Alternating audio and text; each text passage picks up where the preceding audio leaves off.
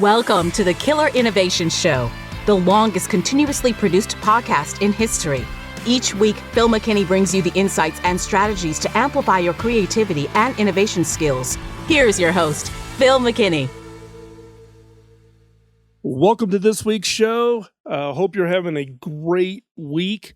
Yes, we're back once again, as we have been every week. Now going on 17 years. We will be celebrating and launching season 18 coming up in the first week of March. So you definitely want to be around for that.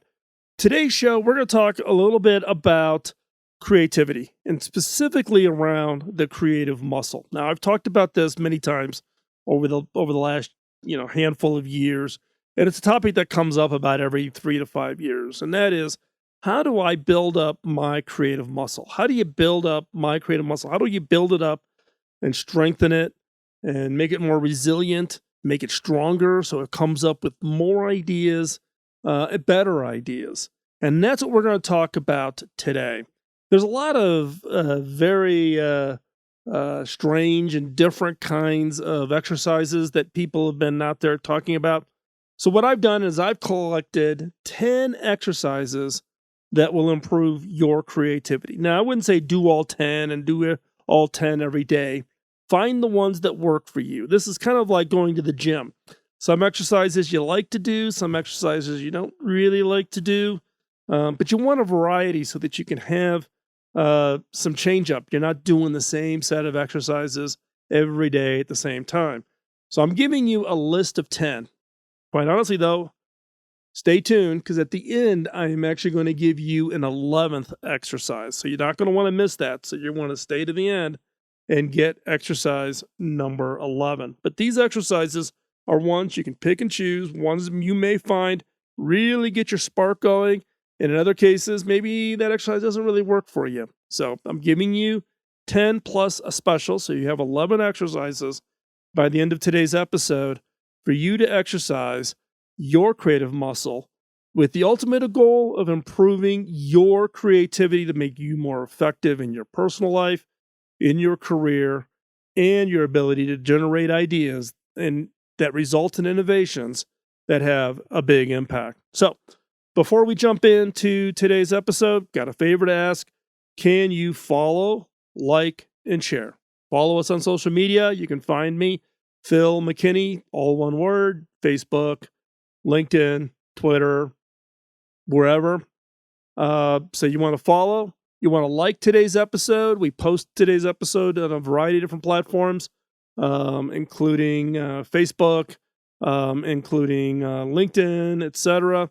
So find it, like it, so that way people in your network can see that, and then share. If there's somebody that you know that would directly benefit from today's content, share it with them. Send them the link, send them the information.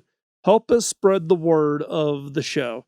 I would really, really appreciate that. And with that, with no further ado, let's jump in to this week's episode.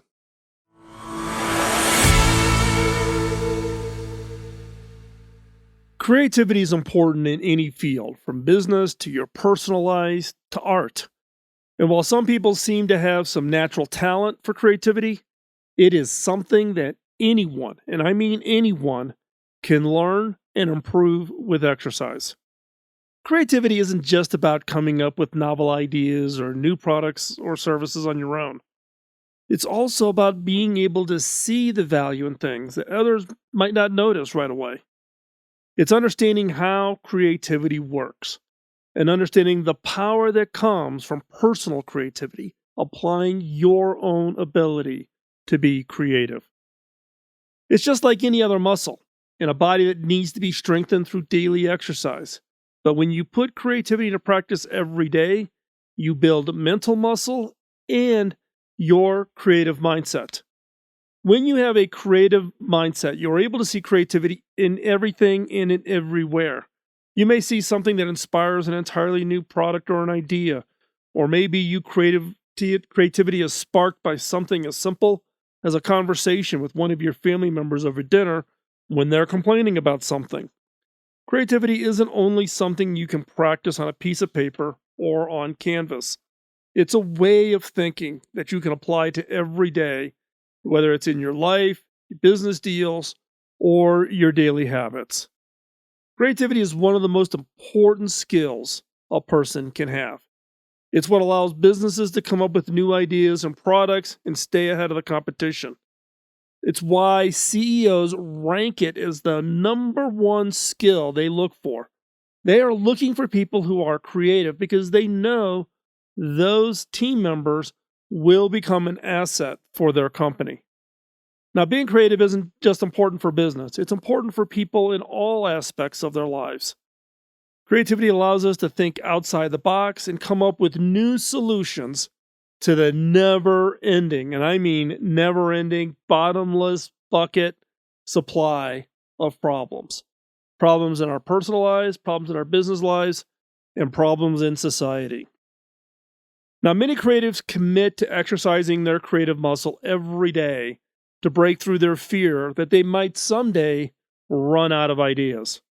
So, whether your creativity is one that you use for your hobbies or it's something you're hoping to make a career out of, creativity is something that could benefit you in any of those scenarios.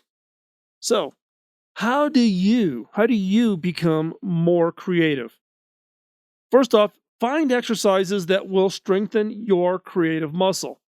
It's like going to the gym. You want a collection of exercises so that you can rotate them and not get bored. You're not going to do arm curls every day for 5 years. You want to do arm curls and leg curls and bench presses and all the things you would do in a gym.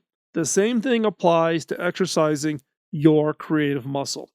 So, here I am going to share with you 10 exercises to get you started. These are the 10 exercises to increase your creativity. Now, stay tuned because I will give you a bonus 11th exercise at the end. So stay tuned. There's actually a number 11. So let's get started. Number 1, take a walk outside. A quick escape from your desk for some fresh air and exercise will help you be more creative as well as provide clarity on what you're working on. During that walking time, you're letting your subconscious work on the ideas, work on the problems that you're facing. Now, as you walk, try to observe your surroundings. Don't become so focused on the idea that you get rolling around in your head. Focus on your surroundings and think about how they can influence your creativity or how something in nature may solve the problem that you're working on. Now, is creativity inhabited by a lack of stimuli? No. It's thinking about nature, what you could do with that knowledge. It's so that whatever that inspiration can come from anything. And stimulation allows your brain to kind of make these random dot connections, these things that you would never do on your own. And so therefore, creativity can be found even in the most mundane things: a stick on the ground, a rock, a leaf, a bird flying away, whatever it is. Use that as stimulation for your creativity. So number 1, take a walk outside and look at alternative stimulus in order to solve the problem that you're working on. Number 2, write a list of things that annoy you. By identifying and writing the things that bother you, you can see patterns and common themes. Create a long list. Collect up all the things that just get underneath your skin. Now, this can help you come up with new ideas for products or services or ways to solve problems. One of the key sources for innovation is things that bother us, that annoy us. As innovators, we tend to be a little more sensitive. We see these things. Collect them in this list. Now, one of the things that I do sometimes, I come up with some of the craziest, wackiest ideas while I'm in the shower. So if I'm creating a list of everything that annoys you, the next time you're in the shower, sing out what annoys you. Do something silly like that. And what you'll find is that that release of doing something where you don't care, what you're doing, and it normally would be viewed as silly, frees your mind to allow for any possible ideas that come up. And in fact, you may find an idea coming up to you within minutes of trying this exercise. Number 3, play with the lyrics to your favorite song. By playing with the lyrics to your favorite song, you are opening up your mind to new possibilities and, again, breaking out of that comfort zone. Now, music exercises a distinct part of your creative muscle, so it's important to tap into creativity in every possible way. See, if you're saying, look, I'm not into music or whatever, I'm more into drawing, try music. Try it, especially if it's not something you normally do, because that will exercise a different part of the brain. Now, the exercise here is changing the words of your favorite song. What you're doing is you're adding a layer to an old tune. You're coming up with taking and listening to the music and changing the words so it matches to you. And it forces you to be creative, to come up with ways that the words will work with the rhythm. So how do you do this?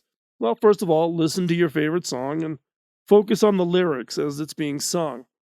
Change one word at a time. Find one word in that lyric that you can switch into a different word to bring more meaning to you. So change one word at a time and then sing it to the tune and see if it sounds good in your head. If it's not, change it to another word and go back at it. The key here is to keep going, doing one word at a time. See how many original phrases you can come up with for this song by changing one word at a time until you just can't think of it anymore. And then go back and look at that song. I think you'll be amazed at how different that song is from where you started to where you end up, just changing one word at a time. Number 4, create a video montage of your day. When you film your day, you're trying to capture your memories. And this exercise actually works very well when you're suffering creative block or writing block. Pull out your phone, film your day. Film you going to your desk, film, taking your dog out for a walk, film going to the grocery store, and then create the montage to represent what that day was for you.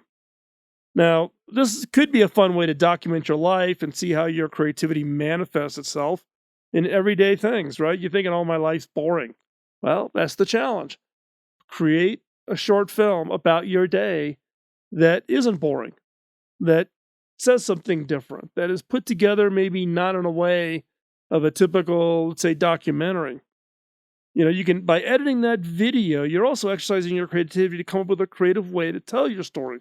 Don't tell your story the same way as everybody else does. So, for instance, you can choose to film only certain parts of your day, or you can use music and graphics to add another layer of creativity onto the video.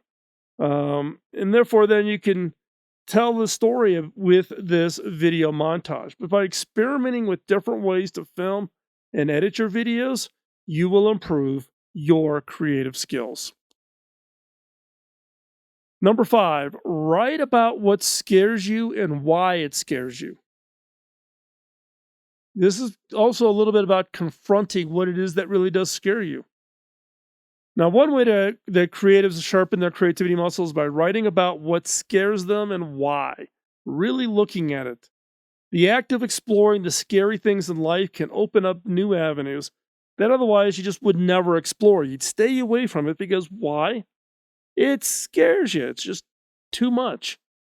The person has to think creatively in order to get past these fears and write something original about it for this exercise, which will help again with creativity overall. I have somebody that's close to me that is absolutely deathly afraid of spiders. Like, I can send them a picture of a spider on Facebook and it will freak them out when they see that message in Facebook, right? Getting that person to write a story or to just write about spiders, just spelling the word spiders out, it would force them to have to confront, but it also opens it up because they have to creatively think about how they would write and describe the fear that they fear about that. So this is actually a great exercise to cause you to really look at something that you typically don't want to look at, that you're going to look away from, and then describe it. And use that creative mindset to describe it in such a way that the other person feels it the way they feel it. This is a great exercise, but it's a tough one. But try it. Write about what scares you and why it scares you. Number 6, play games that require creativity, such as chess or Scrabble. Now, many creatives commit to exercising the muscle by playing games that require some form of creativity. Two right off the top of my head, chess and Scrabble. My grandson, he is now learning how to play chess and wants to play chess all the time. Now, playing games can not only keep your mind sharp, but also can help you with problem solving or even decision making. It's a way to exercise that creative muscle. So, find a game that you think really challenges you and go for it. You find somebody that you can play with regularly. Buy the game on your phone or on your tablet. Find somebody in your family that wants to play, or go online and do a forum and make new friends in other parts of the world playing games that require you to exercise that creative muscle. Number 7, do something that makes you laugh, like watching comedy videos on YouTube. Now, recently, I shared about the role that humor plays in creativity, and the fact that laughing triggers endorphins. Endorphins are the feel-good drug, and what you find is in all these studies that those people that feel good, that are positive, uplifting, got endorphins running around, will be more creative. Studies have been done in brainstorming sessions. Who generates the most ideas, the best ideas, etc.? Those that have endorphins. Humor, laughter releases endorphins. And so therefore, that's why many creatives find that they need to be in a good mood. They need that boost. So if you're struggling with creativity block, one way to get past it is do something that just makes you feel good. And when you're feeling good, again, those endorphins get released.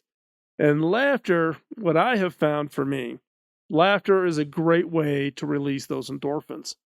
Now, watching comedy videos or your favorite comedians, or what I actually like are when multiple comedians are together and they can kind of play off of each other, a little bit of improv. I love the TV show Whose Line Is It Anyways? Because you can really see in an improv situation a high level of creativity. So by watching comedy videos on YouTube is a great way to exercise your creative muscle, because you're watching them. Their whole mission is to make you laugh. Your humor, your laughter releases your endorphins. You will become more creative. So humor sparks creativity. Give it a try. I actually know a number of creatives who have started doing stand-up comedy. They have gone and taken classes in improv. I've had on this show, you can go back and look in the archive, the director of Second City, comedy group out of Chicago, which is actually one of the groups that John Belushi and Dan Aykroyd and a bunch of big-name comedians started their careers at, was at Second City. They went to New York, Saturday Night Live, have their own, did movies and TV shows and specials and all of that. We've had the director of Second City on this show. We did a whole episode around improv and the role of improv in creativity. Go check those out and go back into the archive and listen to those. That, again, I'm a big believer in humor, laughter as being a key way to just trigger creative thinking. So, number 8. Draw something you see every day, but you've never really looked at before. Draw something you've seen every day, but you never really looked at. Now, I'm not saying that this exercise only applies to those of us that draw. I don't know about you. I'm not a drawer. Now, originally in college, I was an architecture major, but that's cheating because I can use a ruler and a straight edge, etc. But in this case, this is open to anybody. The key here is not so much as you're drawing good or perfect or what people are critiquing the drawing. That's not the point. The point is in order to draw something, you really have to look at it. You really have to look at it. And it's easy when you look around it to just take everything for granted. We walk out, here in Colorado, I take my dog out for a walk. I walk the exact same path most days with the dog. There's probably things I've stepped over, walked around, I just haven't never even noticed. The key here is to cause yourself to stop and really notice something that was right in your path that you just never noticed before. And then try to draw it. And when you draw it, it requires you to stop and really notice it. Shadows, smoothness or roughness of the material, shading. Is it clean? Is it dirty? Has it got dirt on it, mud on it? Is it round, square, triangle shaped? Is it made out of natural materials like dirt? Or is it made, out of man-made materials, concrete or steel or whatever? All of those things you have to notice. And that's what you're trying to do in this exercise. Draw something that you see every day, but you never really looked at before. And maybe something is sitting on your desk, right? It's been sitting there forever. You kind of notice it, but you never really looked at it. When you draw it, you got to really look at it. So look at it, hold it in your hand, feel it, really look at it, and then draw it. That's what this exercise, it's about. One, noticing. And two is trying to recreate fresh eyes. Seeing things that are just right in front of you that you're overlooking just out of habit. Fresh eyes means you look at everything as if you were seeing it for the first time. You might have noticed it if it was the first day that something was put on your desk. But that same thing has now been sitting on your desk for 1, 2, 3 years. Now's the time to really, really look at it. So again, number 8 is to draw something you see every day, but never really looked at before. And that could be something, 2 suggestions. An old shoe, go to your closet, grab an old shoe, draw it. Or an apple, go to the refrigerator, grab an apple out of your refrigerator, set it on the edge of your desk, and draw it.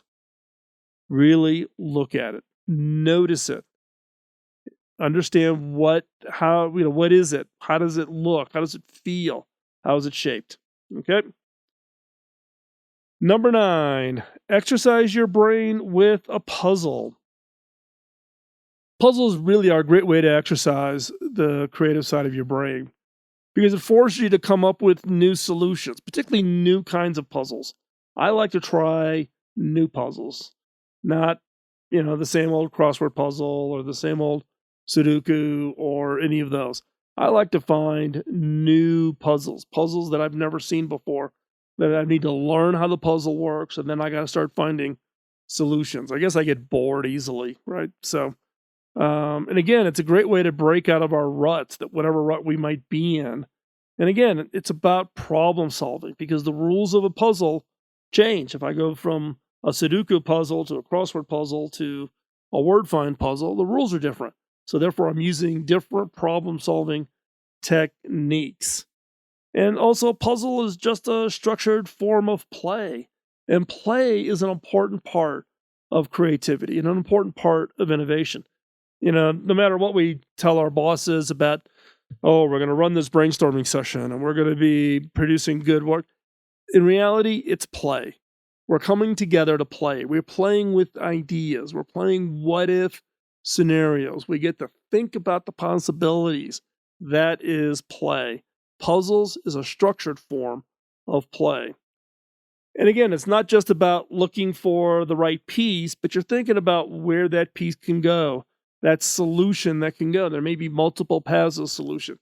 My wife is big into puzzles, the cut up pieces, and you're putting the pieces together. And I can do that for a little bit of time, but she likes these big 1,000 piece, 5,000 piece puzzles. These things are massive, dinky little puzzle pieces, and trying to find where the pieces go. But again, what I've found is I end up with a piece that could go into 3 or 4 different places, and I think I know where that piece goes, and I tried to fit it, and it doesn't fit. It fits someplace else. It also helps train you not to assume. You got to get the puzzle piece, you think it goes there, test it. Your test may be wrong. If your test is wrong, find the right place for that puzzle piece. Okay? Number 10, Now remember, number 10 is not the end. Stay tuned. We're going to have a bonus exercise, number 11. But before we get there, exercise number 10. Make crafts out of old things lying around the house. I don't know about you, but my whole family is pretty crafty. They like to, about every other year, we make the rule that all the holiday gifts have to be handmade. You cannot use store-bought gifts for the holidays. You have to make the gifts for the holiday season. And so, out comes the glue guns and ink stamps and paints and scissors and cardboard and wood, whatever it's going to be that you're going to build as your gift for somebody in the family. Now, I've found that by literally building something, your creativity juices really, really flow. It's one of the reasons why, in my current role as a CEO, one of the things I push my innovation and my R&D teams to work on is when they're developing their ideas, build it, prototype it. We probably have more Raspberry Pi kits in the building than you can shake a stick at, all with different demos built on them. And, we've done everything from wind sensors to light sensors to, compression technologies for bits on the network to you name it, we've built prototypes for it. User interfaces, hack together some web page to make something, look like what it would look if the idea turns into a product, right? I'm big into building. It's where rubber meets the road. It's where ideas became real. And that is the definition of innovation. Now, you can start with something simple and just using whatever you happen to have at your fingertips, or you can, if you're fortunate enough to have access to a 3D printer or other things, you can actually clean it up and make it look prettier and more like a finished product or offering. 3D printers is totally transforming the makerspace where you can do your design work. Even now, you could do your design work using software on a little tablet or even on your iPad or iPhone or whatever, and then you can send that design off into the cloud, and someone will print it and send you the part back. Recently, at this most recent holidays, my wife and I, for the family, which includes our kids and grandkids, etc., bought a Glowforge, which is a big laser cutter, laser etcher, can cut plexiglass, metal, cardboard, etc. And my grandson has just absolutely gone nuts on this thing. He is designing and building and cutting, and his birthday coming up, and he's building the gifts for all the kids coming to his birthday party on his Glowforge. And it's amazing to watch, right? When you think about when I was a kid, I had to go behind the garage and get a 2x4 and use a saw, and I was kind of limited to square shaped kind of things that I could build. And here, got a 9-year-old with a Glowforge who's figured out how to use the software, can design his own birdhouses, cut them, build them, construct them, nail them, glue them together, and they look fantastic at 9 years old. I can't even imagine what these tools are going to look like. So make something. Don't just think it. Don't throw it on a piece of paper, but actually get your hands on it. And you don't have to do anything. You don't have to have a Glowforge or a 3D printer. Just make something. Use cardboard, pieces of paper, Scotch tape.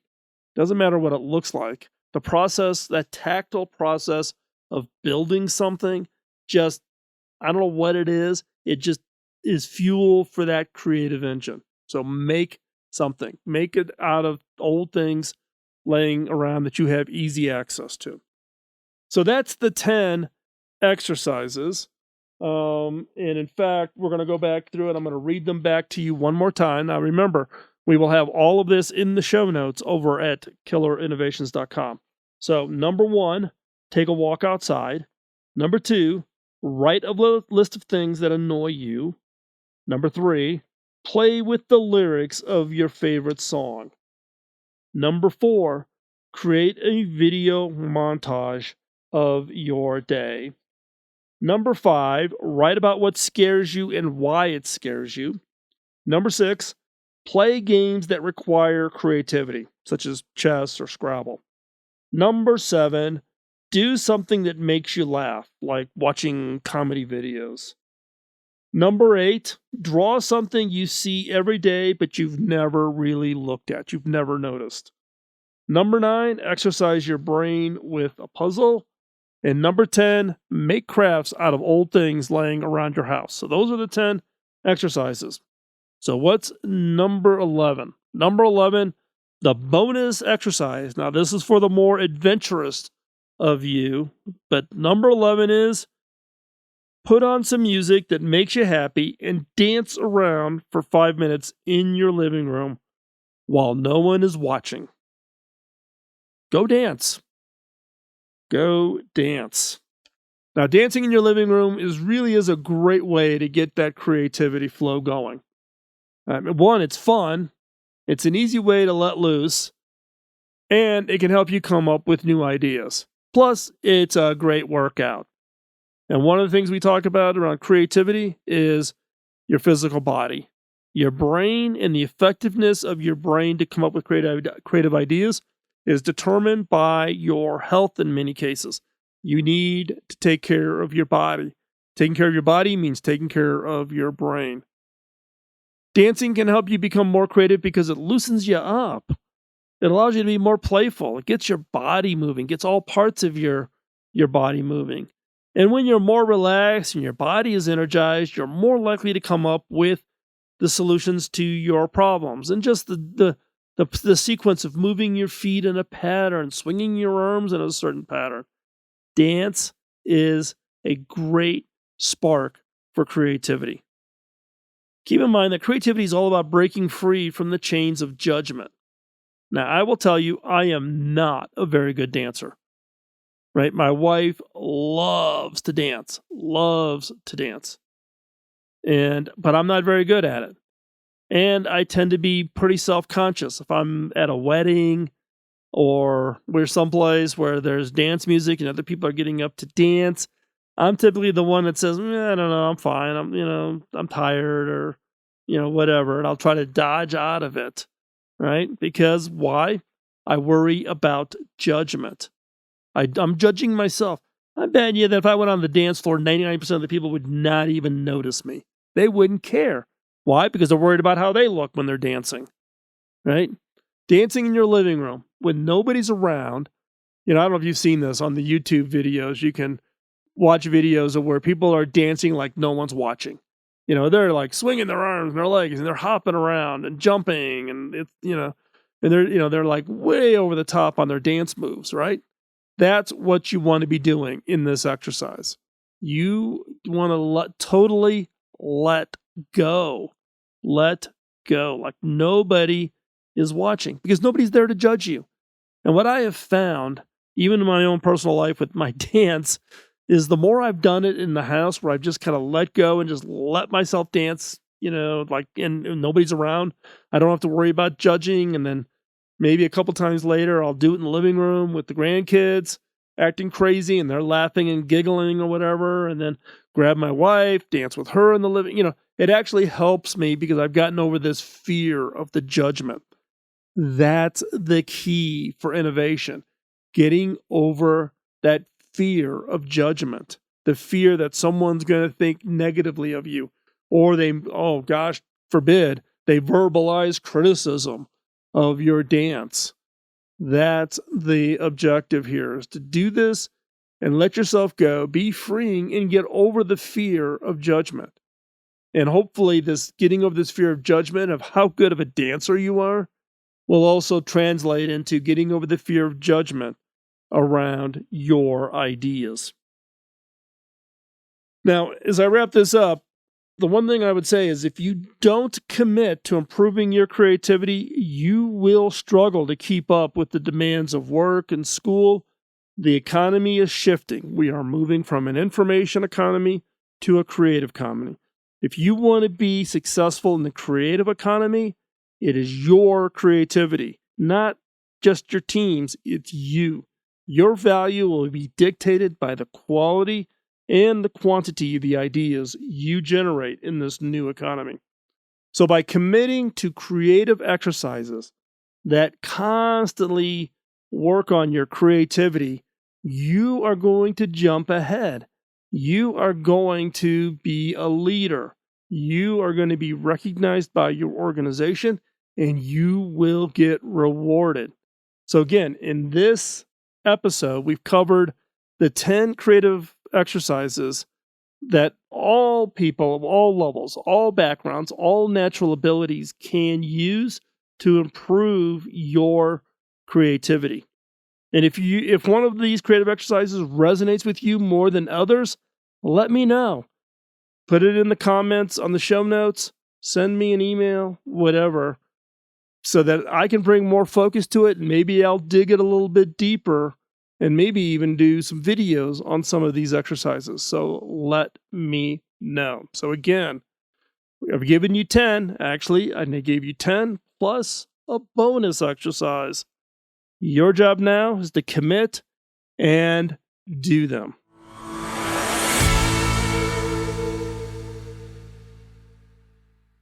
So here's the question I have for you. Which of those 11, I was going to say 10 plus 1, which of those 11 exercises are the ones you're going to try first? Which are the ones that are intriguing to you to where you want to try those first?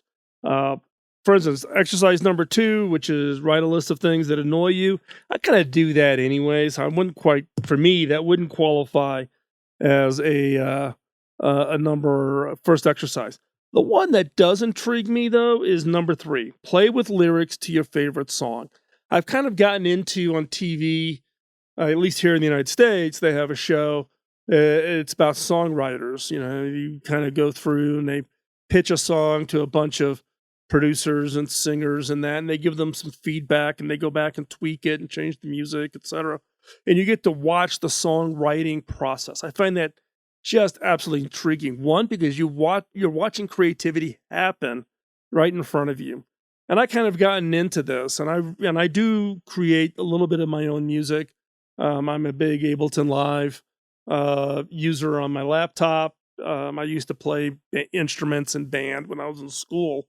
But this one, play with the lyrics to your favorite song, number 3. That's the one I am going to try first. And who knows, maybe as part of an upcoming show or maybe the celebration of us starting season 18, we may invite guests such as you to tell us and show some of the output that you did from your exercises. So keep track of it. And if you've done something that you really think is interesting and creative, drop me a note. You can send it to me over at phil@killerinnovations.com, or you can hop on over to theinnovators.community. That is the free online community of innovators. So this is everything from chief innovation officers down to high school and college kids who are who've come up with an idea for a product. You can hop on over to theinnovators.community. You can post about your idea from the exercise, or you can just share it with me in the form of a direct message. So love to hear what's the output from these exercises. And if you happen to, for instance, do something with number 3, which is change the lyrics, and you come up with a really great variation of a song, I would love, love, love to hear it. So send those over. So as we wrap up today's show, again, thank you for taking the time to join us. Time is your most valuable asset. You want to be as effective and as productive with your time, and hopefully you found today's show to be effective and productive for you, helping you to achieve your creative success, for you to become that innovator that you want to become. So again, thank you for your time. Greatly, greatly appreciate it. As I've shared many times, we're here doing the show, the team around me that has come around to help us with the show over the years. I couldn't do it without them, but I also would not be doing it without you. The feedback, the emails, the notes, running into you when I'm out and about over the last 17, coming up on 18 years is what fuels us to keep going and we do greatly appreciate that. And with that, we're going to wrap up today's show. We will be back again next week. So be right here, same place, same time, same channel here on Killer Innovations. Have a great week. Go out, create that innovation that changes the world. Bye-bye. Podcasting nonstop since 2005, this has been the Killer Innovation Show on the Innovators Network.